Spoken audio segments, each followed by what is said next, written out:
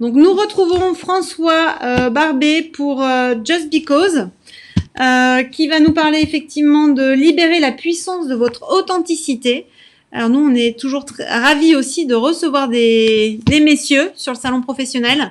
On aime bien partager la vie des hommes, des femmes, de tout le monde. En tout cas, on est ravis de vous accueillir pour cette première édition pour vous, pour le salon professionnel. Oui, tout à fait. Tout à fait. Ça fait plusieurs années que je regarde, mais grand plaisir aujourd'hui de pouvoir faire partie de l'aventure. Eh ben, on est ravis de vous accueillir et on vous laisse parler de votre workshop et puis on vous retrouve surtout sur votre page professionnelle aussi, sur le salon, sur le hall d'expo, si on a d'autres questions. Oui. Ou dans le chat qui est sur votre droite si vous avez des questions, mesdames. À tout à l'heure. Bon workshop.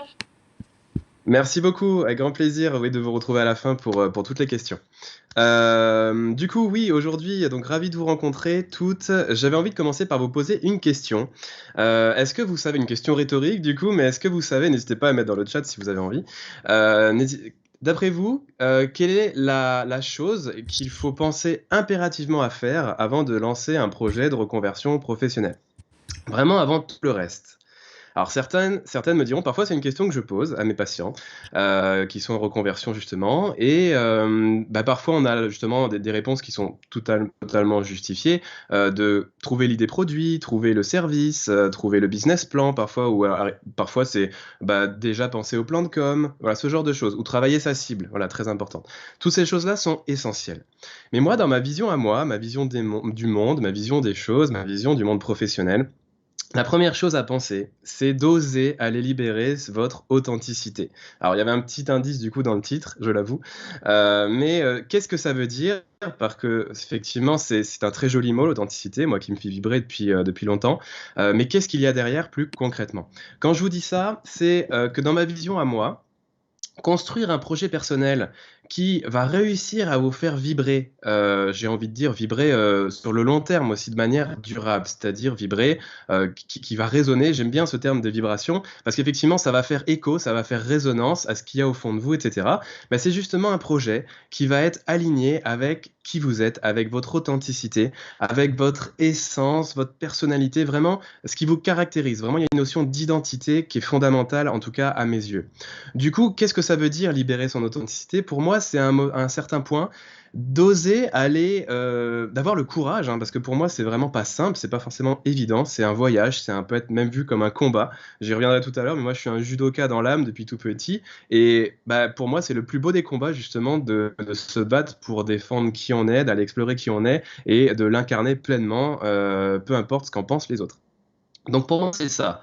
C'est de trouver le courage en soi, l'énergie, le temps, de revenir à une posture plus juste, plus vraie, envers soi-même, déjà avant tout, c'est le plus important, mais aussi envers les autres, une posture juste envers les autres, authentique, une posture aussi authentique envers le monde, envers l'univers. J'y reviendrai un petit peu plus après pour vous expliquer concrètement, moi, ce que j'y mets derrière, en tout cas dans ma vision des choses.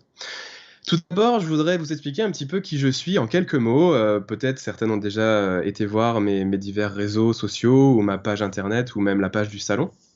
Je vais essayer d'être succinct, du coup, de revenir un petit peu sur les grandes lignes, un petit peu différemment. Je vais vous expliquer pourquoi l'authenticité est si fondamentale à mes yeux et pourquoi, à mon sens, il est impératif et primordial d'en parler en premier lieu quand on est justement dans un contexte de reconversion pro, avant tout le reste. Je vais vous expliquer à travers un petit peu mon histoire personnelle et justement mon parcours. Comme ça, je vais faire d'une pierre deux coups. Avant tout, j'aimerais me présenter par le fait que je suis un sportif. Alors ça peut paraître bizarre, mais je suis un sportif de haut niveau passionné, de judo notamment depuis tout petit. Vraiment, les arts martiaux ont toujours eu une place très importante pour moi, mais au-delà du simple sport, de la simple pratique sportive. C'est-à-dire que sans entrer dans toute ma vie, depuis tout petit, j'ai beaucoup déménagé. Ce qui fait que j'ai eu beaucoup de mal, beaucoup de difficultés à me construire autour, par exemple, d'une identité géographique ou d'une identité autour d'un réseau social d'amis fixe. Parce qu'effectivement, tous les 3 ans, tous les 4 ans, parfois, moi j'étais amené à revoir toute ma sphère d'amis, revoir tout mon environnement scolaire, revoir tout mon environnement aussi de maison, hein, d'environnement de ville, etc. Ce qui fait que j'ai eu beaucoup de mal parfois à un petit peu savoir qui j'étais, me situer, me construire.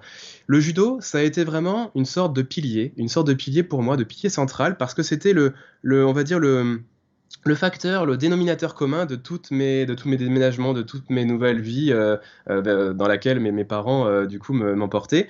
Et du coup, ça n'a pas toujours été simple, mais effectivement, le judo, et plus notamment les valeurs du judo, m'ont aidé à un petit peu toucher du doigt justement qui j'étais, à me construire. Parce que le judo, pour celles peut-être qui connaissent ce sport, comme beaucoup d'arts martiaux, ont un code moral. C'est-à-dire que dans tous les dojos, les salles de judo, il y avait au mur eh ben, un code moral, c'est-à-dire des valeurs, politesse, courage, honneur, humilité, modestie.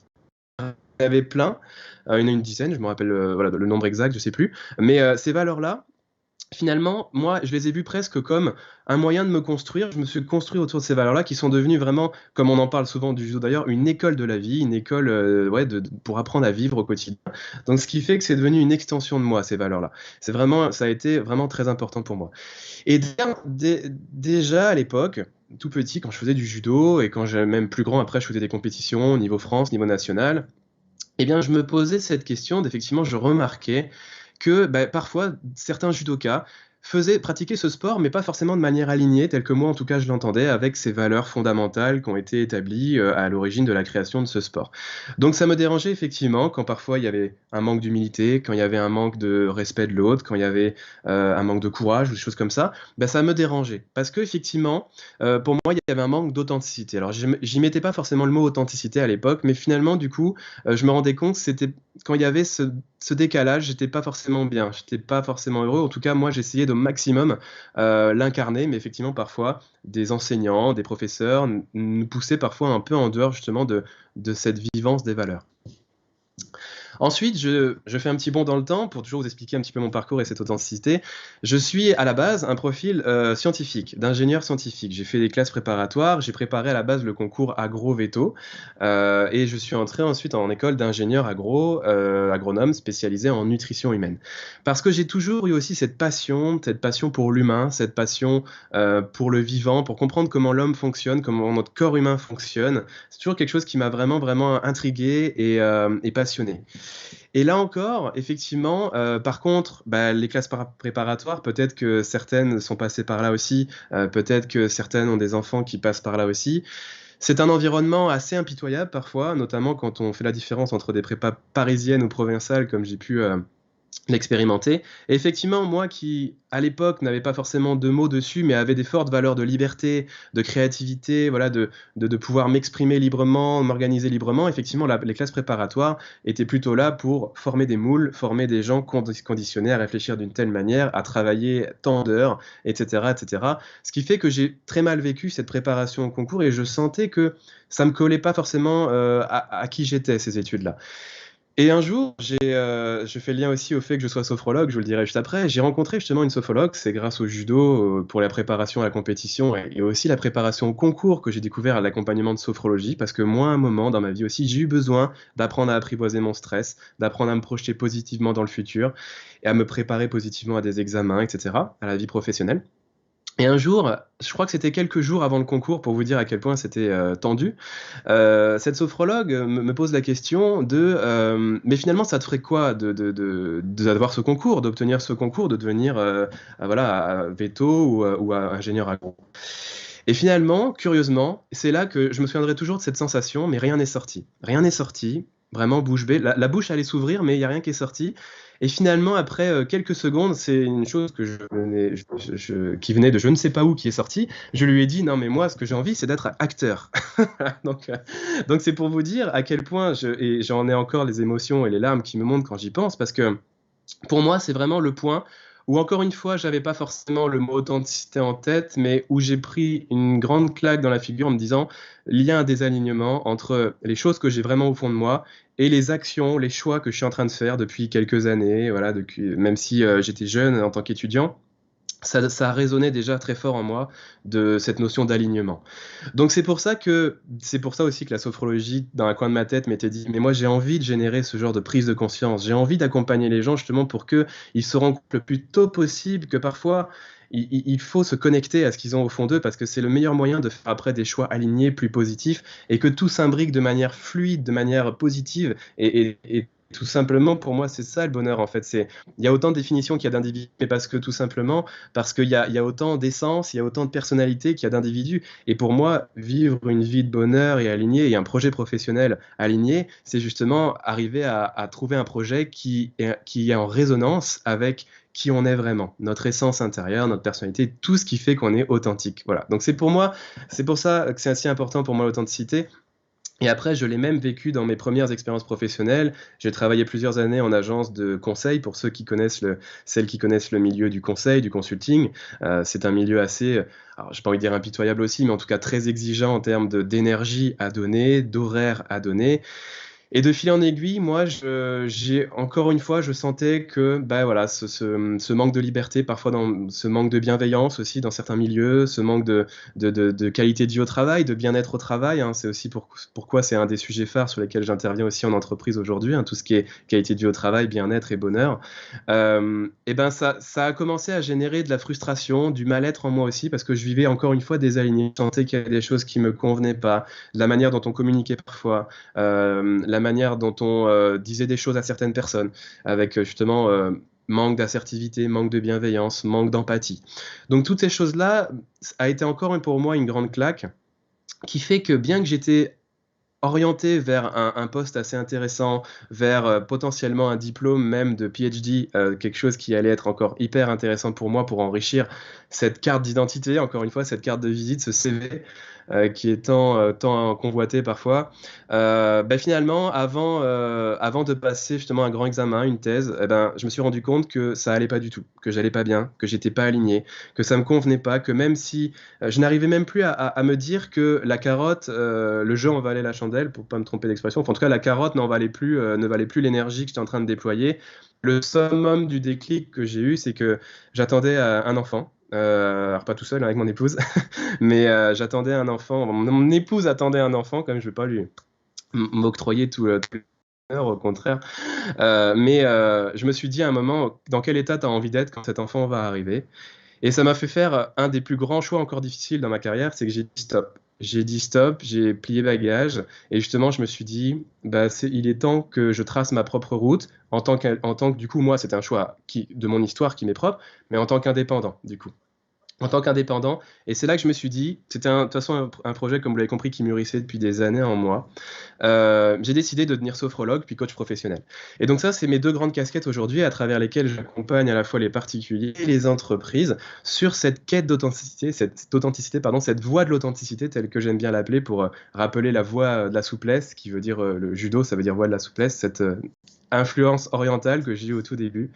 Et du coup, c'est comme ça que j'accompagne les gens grâce au coaching et à la sophrologie. Je ne vais pas épiloguer sur ce que c'est le coaching et la sophrologie. Je l'ai déjà expliqué à aussi de nombreuses d'entre vous au cours des rendez-vous du salon. Mais en gros, j'aide à faire, à réussir, à décortiquer les savoir-faire d'une personne, ce qui fait d'elle une personne authentique, unique, exceptionnelle, ses forces, sa raison d'être, ce qui la fait vibrer et avec quoi elle a envie de vibrer dans le monde aussi. Et en même temps, la sophrologie, je l'utilise pour travailler le savoir-être, c'est-à-dire pour développer justement cette écoute toujours plus fine de son corps, de ce que nous dit notre corps, de ce que nous disent nos émotions, de ce que nous disent nos pensées. Parce que notre corps, nos émotions, nos pensées, nos états internes sont un véritable trésor de système d'information qu'il faut apprendre à tout prix à écouter le plus tôt possible. Parce que parfois, une petite douleur, une petite émotion désagréable, et la petite étincelle qui finalement vous dire change complètement de direction ou va vers cette direction, va ici. On a tous ressenti parfois cette petite, ce qu'on appelle l'intuition aussi, hein, parfois quand une opportunité se présente, quand une porte s'ouvre, j'y vais pas. Et malheureusement, souvent, ce sont justement les masques que nous font mettre la société, que nous font mettre le monde du travail, parce qu'il faut être comme ça, il faut faire comme ça. Ces injonctions externes, mais aussi internes, qu'on s'impose parfois depuis la nuit des temps, sans se poser cette question, mais au fond, vers quoi j'ai envie d'aller, moi, c'est quoi qui me fait vibrer, quoi. Et donc, moi, c'est ça ma mission. Ma mission de vie à moi, c'est pour ça que je m'appelle Just Because, d'ailleurs, c'est que pour moi, la plus belle façon d'exister et d'être, c'est justement de se connecter à sa cause intérieure, à sa juste cause. Pourquoi vous avez envie de vous lever le matin demain? Qu'est-ce qui vous fait vibrer? Qu'est-ce que vous avez envie de défendre? Voilà, quel est votre combat? C'est quoi votre combat à vous de guerrier bienveillante, de guerrière bienveillante demain? C'est quoi que vous avez envie de défendre avec toutes vos valeurs en bagage, avec toute votre essence intérieure? Donc voilà pour moi ce que c'est ma mission quand je vous accompagne. C'est vraiment avant de se lancer dans un projet de reconversion professionnelle, avant de tout le reste. Donc je ne vous parlerai pas aujourd'hui de bilan de compétences, je ne vous parlerai pas aujourd'hui de plan de communication, etc. C'est des choses que je connais bien et que j'aborde quand même dans mes accompagnements à un certain point. Mais avant tout, c'est qui êtes-vous? Qui suis-je? C'est de vous aider à répondre à cette grande question du qui suis-je, parce que plus vous allez y apporter des réponses et des précisions, mais c'est l'histoire d'une vie, hein. Moi-même encore, je suis en train d'y répondre hein, quotidiennement.